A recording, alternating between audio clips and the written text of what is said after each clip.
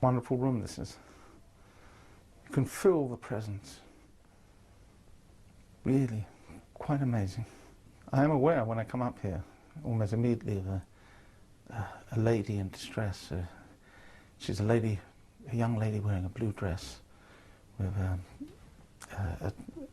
of these Victorian dresses which go down at the back, go up and down at the back.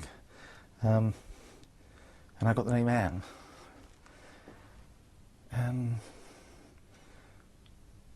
Anne Bowden. I think it's Bowden. I'm also aware of several other presences since I came up here. There is a woman here who died in childbirth as well. And it's a very uncomfortable feeling. Very uncomfortable. I believe both of these spirits are from the Victorian period, early Victorian and latter Victorian period. In the case of the death of the child, I'm aware of a blue cloud here, and this poor woman's suffering. She really suffered quite badly.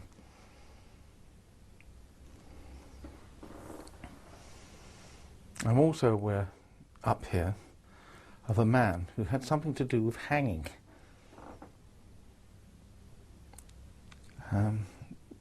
I've got the feeling of someone being suspended by the neck, but this man was more like a hangman rather than somebody who was actually physically hanged.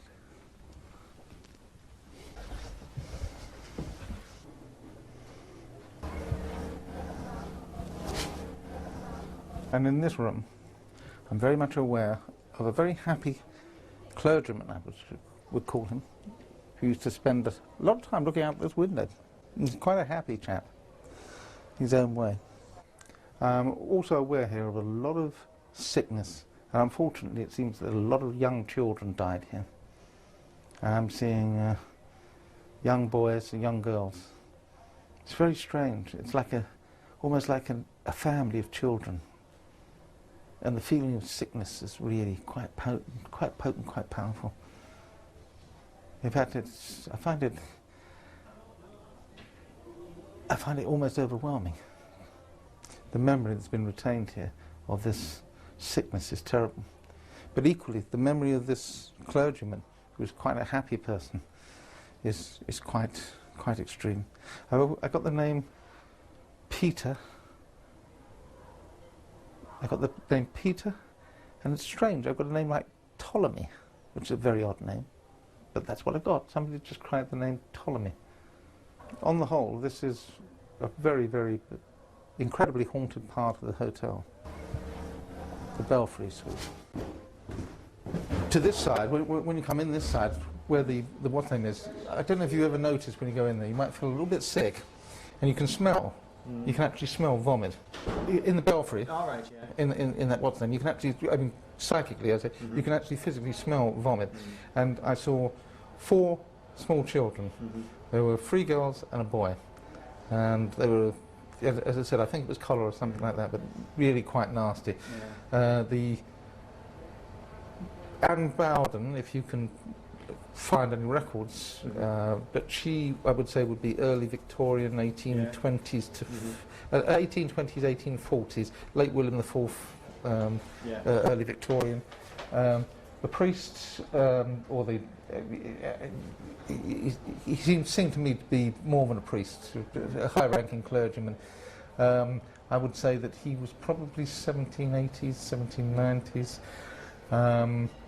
The children are earlier than that, and it's a disparity because you've got like great wealth on one part, or someone who's very well fed and looked after, and the other part is like almost really decrepit, horrible, poverty-stricken.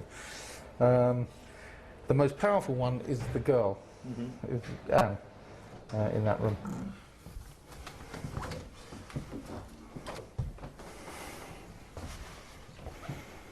I'm immediately aware of the presence of a young girl here. She's only very, very small, just over here. Blonde-haired again, And she has green eyes. I'm seeing the eyes, they're green eyes. Quite a pretty little girl. I'm also aware of somebody walking in front of the window, pacing backwards and forwards, backwards and forwards. It's as though somebody was nursing this child, here, this young girl. And I have an impression with this girl of damage to the left side of her body. It's as though the left side of her body, her arm, has been burned, and it's quite painful. And I have a name, the name of Hope. That's the name she's given me. This lady is giving me the name Hope. And I'm aware also of children sitting in this room, and they're being taught to write. They're writing, they're scratching away on pads, like chalk, slates. They're scratching away on slates. These children are very, very playful. It's almost as though this room at some time may have been used as a school. It's as though there's 7 or 8 children here, small children. This is separate from this poor girl with the burnt, twisted arm. I also have the name Murray being given to me as well. And I'm also aware of a large dog that's trying to get out of the door here. It's as though it's scratching and scratching and scratching. I can hear it scratching. And I've also got the name Emma. Emma. Is it Emma or Emily? It's Emma. Emma. And Emma would have done stitch work. I'm seeing her stitching, patiently stitching at something. Stitching away. And I also have a man called Tom here as well, who I believe was possibly a groom. Anyway, he had something to do with horses in the stable, but I'm aware of him here. He's standing here with a pair of boots and a coat down to the knees.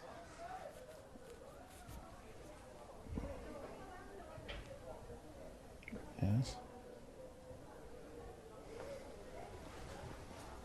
And I can physically feel his presence. Just here. Quite literally, I can feel his presence here. Can you give me any more, Tom? Thomas Barnes? I think the name Barnes he's given me. Barnes? Thomas Barnes? Is it Barnes? Burns, Barnes? What time were you here, Thomas? Can you give me a date?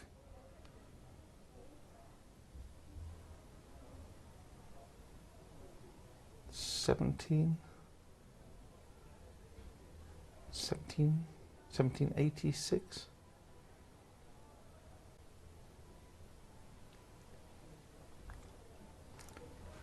I'm getting a burning in my mouth, which is an energy transfer. It's very, very powerful.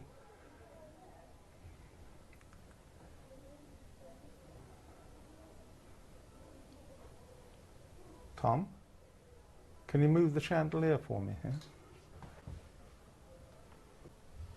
Hey, look, it's starting to swing. Can you move it faster for me, Thomas? Hey, look, you see it moving? It was completely still.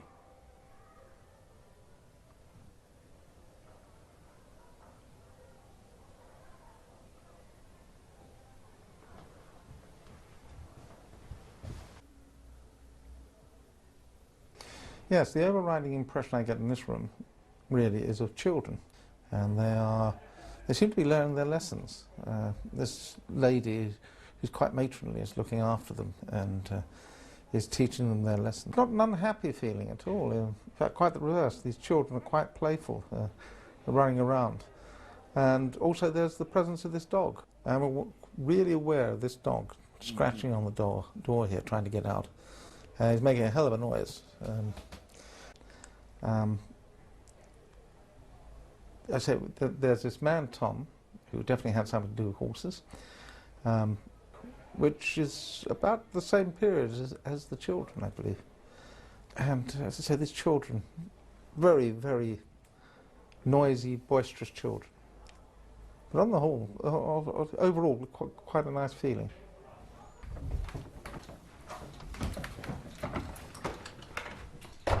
We had one talking about the chandelier moving. Yeah, the chandelier was moving when we were in there. All right. There's a guy called Tom, who was a groom or ulster in the stables. Right. The scratching noise is a large dog. Ah, right. Also, at some point or other, there were several children. It was used almost like a schoolroom. There was a woman there who was teaching them their lessons, and they're scraping chalk on slate. Right. And you can hear the noise of that as well. Right. Is that the same dog or a different dog? No, it's a different dog. This is more like a bull terrier. It's a busy place then. You're telling me it is very, very busy. I mean, the moment I walked in, I could feel it. Yeah. I mean, you've got so many of them walking around you here, but that one was very powerful, very, very potent one. I'll give you a little, for instance. Put your left hand out, just here. Yeah. Put your left hand out, just here. Huh? No, just pass your hand. Now, can you feel a slight tingling around your hand? You feel that? Yeah. Like a slight electrical tingling. Yeah. That's the spirit of the man that died there. Now, you look at your fingers. Put your fingers out. Put your fingers next to mine. Next to mine. Now look between your fingers and my fingers. Just slightly. Now, can you see a little blue line? Like a mist. Just, yeah. You see it? Can you see it? It's like a mist, like a smoke. Yeah. You see that? I'm creating the energy. It's going up through you. And just look again. It's not, you can see it around your fingers. Yeah. You see it? This is this chap. Right. This guy. And quite literally, as I said, he's starting to draw energy from you. You can see it coming away from you now. Just here. You see it like a little cloud. This guy, Timothy. This guy called Timothy. He would have worked here in the 1800s, and he actually died here, and he would have slept here. It'll be interesting to see if you can find in the records that somebody, and of course if somebody died here, then there probably will be in the parish records. But I got the name Tim, and I've got somebody who wouldn't have been an old man either. I would have said late 40s at the most, but he's very, very potent, very powerful here. In fact, in this position here, sit down for a second. You just sit down here next to me for a minute. This woman in the back room there is quite powerful as well. But the amount of animals you've got in here. They've got lots and lots of dogs. There are big dogs, small dogs, but I mean there are dogs every bloody where. As I said, the most potent spirits that you've got here is this chap here, Tim, and this woman in the back here, who sits in front of the fireplace on the other side. Right. And also, the first thing, when I came in, the first thing I noticed was it was like mist or smoke all around me. And she would have been somebody you wouldn't want to have crossed her. You know, what she wanted, she got. You know, she if she told you to do something, you did it quite potently. Strange thing is that when you go back to the cottage, that area there, I've got more animals there, but I've got a donkey up there. There's actually a donkey out there that's quite strong. The physical presences aren't that strong in the cottage part of it. But when you come to the Georgian part, this part here, and the Victorian part, they're much more powerful. But there again, it seems as though there was an awful lot of activity. This place has had so many uses over the years. It's constant flow of people. And the amount of people who've actually travelled here on the way to war, and it stains, if you like, the very walls. You can feel the emotions coming off of them. It's really incredible. Now, here we are in the kitchen, and immediately down here, I seem to have the feeling of people dealing with horses again. Very, very powerfully so. It's very, very, even though it's a hot kitchen, it's very cold in here. Freezing cold. I'm very aware of a man here. It's like a postilion from a coach standing here. Very, very powerful. I'm just going to go in here.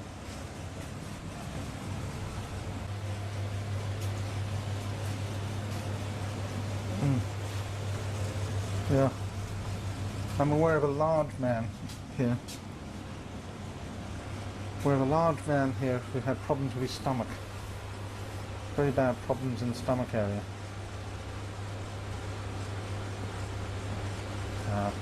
I would say ulcers.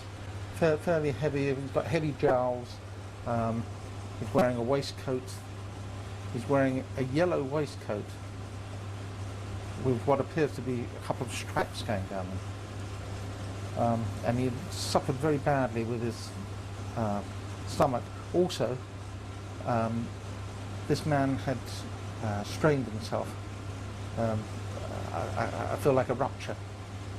A very big man, as though he lifted something and ruptured himself, damaged himself. I'm also aware of a cooper. He had something to do with barrels. I'm seeing all these barrels being rolled, big barrels being rolled. And something about, I've got a name like Offord. Name Offord. Offord. Offord. Offord? I've got the name Bill, and I've got the name Offord.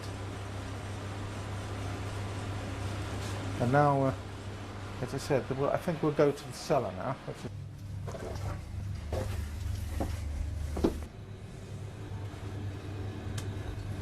Well, here we are in the cellar of the Guy Fawkes, and I'm very much made aware of people actually sleeping down here. Not just a storage area, but actually of wooden shelves with people sleeping on them. Strange, but I am aware of it. There is no great presence in this part of the cellar, although I have seen somebody walking down backwards and forwards, a young man walking backwards and forwards in the actual alleyway. But the cold room itself, there is the presence of a very powerful spirit there, not a very nice man at all. Quite a hard man. Quite a hard man. And he seems to have revelled in being nasty, in making people afraid of him. But his presence is here. Ooh. The strange thing is, this man would have actually slept down here, I'm being told. I'm being made aware of two what look like truckle beds, and that they're on the floor, but also there's like a couple of wooden shelves that would also have been used as beds. And as I'm talking to you, I've just seen somebody walk past you, but they can't have walked past you because they would have walked straight into the wall. But I've just seen them. Some of them fairly small. Whilst down in the cellar, I found that there was quite a lot of activity there, quite a lot of presences. And there was one person who was showing me that he actually slept down there, and that there were 3 or 4 actual, I would say, like wooden shelves actually on the wall where they actually slept. Must have been very uncomfortable, but nonetheless. But I was aware in the cold room itself of a presence of a man who was, the only way you could describe him is that he was a total horror. He was a really nasty man when he was alive, who basically liked everyone to know that he was nasty, and that he held sway. And he still comes in visitation. He's not there permanently. He comes in visitation. It's like he had a really good time on Earth when he was here, so he comes back and haunts that particular area. I was also aware of a young man who seemed to be very, very busy. He was running up the stairs, downstairs, up the stairs, downstairs, up the stairs, downstairs. Very young man, and I got the name Peter with this. And it's really strange because I also got the name Goldrick. Got the name Goldrick, and I asked again, and I got the name Goldricks. That sounds Irish, but, well, I don't know, it could be Irish or Welsh, but I got it quite distinctly. So yes, it's quite interesting. Thank you very much for letting us go down there. There is, Matt said that there's a big 7-foot presence that he saw in the kitchen. Yeah. To actually Yeah. follow A them great down. big man. Yeah. Yeah. Follow them into the cellar. He's a great big man, and I'll tell you something else about that big man as well. The big man in the kitchen there, he is very big, and he wears a yellow waistcoat with 2 stripes on it. He had ulcers, so something wrong with his stomach area, but also he had a groin strain. You know, he ruptured himself. He was a really big, powerful man, and this is the man. As I said, I got the presence coming from the back of the kitchen, walking all